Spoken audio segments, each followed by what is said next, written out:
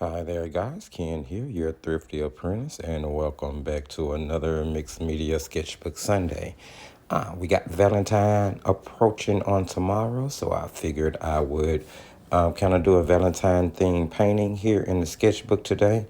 So I'm just using the heart top off of a candy box to just draw the shape that I'll be painting in today. Going to be doing a quick little landscape with some birch trees in the foreground, kind of taking the spotlight. Now, I am actually shooting this video today, which is Sunday. So I'm going to shoot, edit, and get this video released on today. Kind of been running on behind this week on some things, and I wasn't able to shoot the video till today, but I didn't want to miss Mixed Media Sunday release. So here we are, guys. So as you can see, I'm showing you the swatches from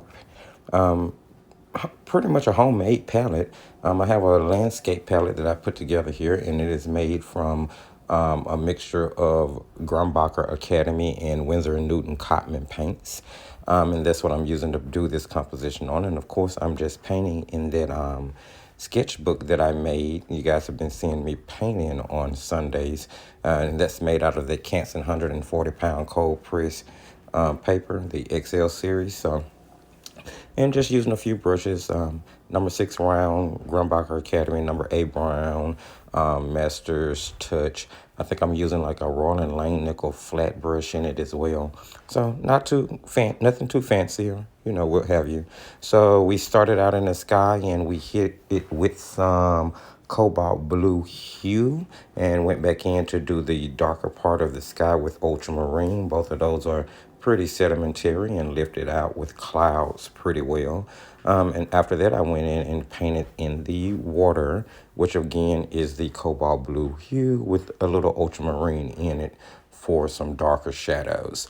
Next, I mixed my ultramarine blue with some burnt sienna and to get me a gray tone. So, and that burnt sienna is PBR7, I'm sorry. I have seen some that were PR101, but I do like this particular tone better, the PBR7. And I like the gray that it helps to make. So I just went in and hit and missed around the mountains here and there to give them some definition, left a little snow using the white of the paper.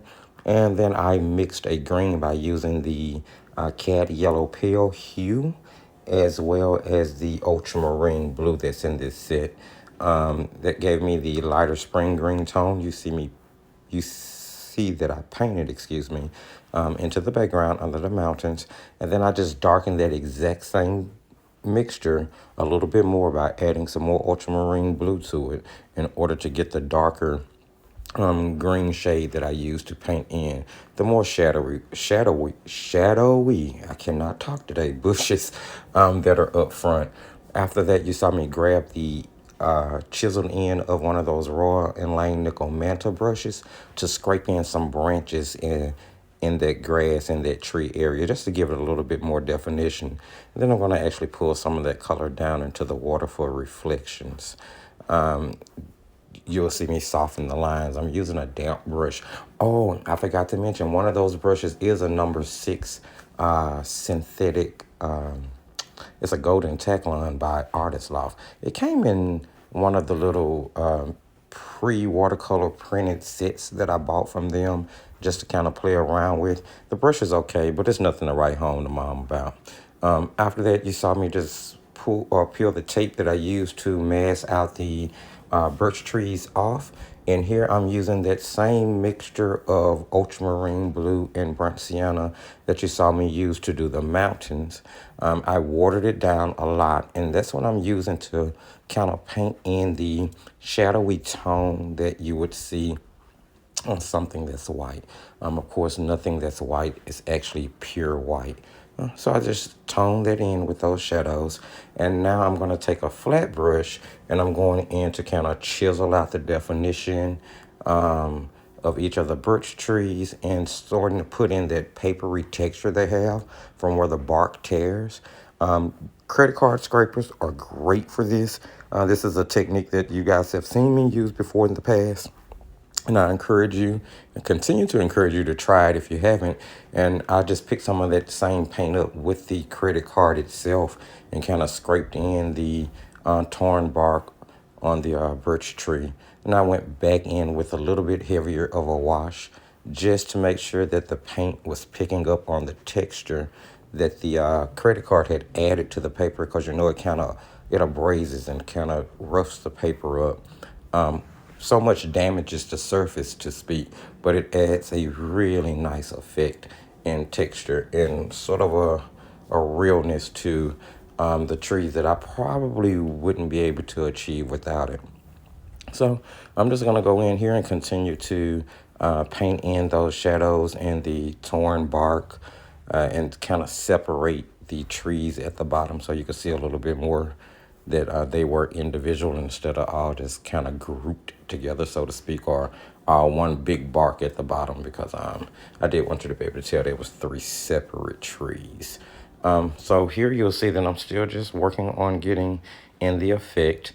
And, you know, play around with it, guys. Play around with your work. This is your sketchbook. This is the time that you get to play around and push a painting or as much, or pull back on a painting as much as you would like to. So I did spend a little bit extra time on the birch trees just because I was trying to, you know, perfect how I paint them and the look of them. And I really wanted to make sure that they stood out in the foreground. After that, I took that exact same mixture and painted some birds in the sky. So not a lot of colors we used here. We used cobalt blue hue, ultramarine blue, a little cad lemon yellow hue, or what was it? Yeah, cad yellow pale hue, I'm sorry, burnt sienna. So about 4 colors to paint this entire composition. Not bad, real easy and straightforward. Next, I grabbed some gouache to go ahead and put the water line and the wave lines in. I'm going to use that gouache to also kind of throw some highlights in the tree line in the back. And yeah, guys, that's pretty much going to wrap it up. If you like what you saw in this video, don't forget to give the video a thumbs up. Remember, liking the video gets in front of more viewers and helps the channel to grow. Be sure to subscribe, share, and comment. And remember, as I tell you, just keep painting.